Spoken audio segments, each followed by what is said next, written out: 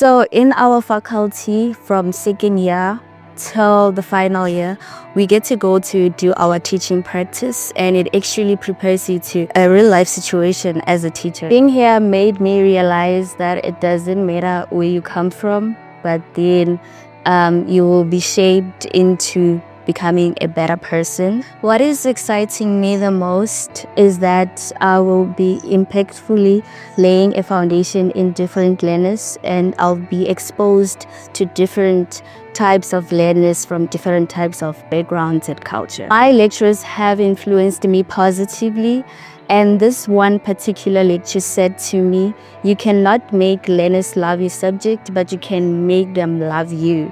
Meaning, when they love you, that's when the sense of loving the subject starts from. What I would say to a person who's considering coming to UP in the Faculty of Education is that be prepared to learn more, be prepared to engage with different people, different races, and make sure that you make use of the support system that is offered in our campus.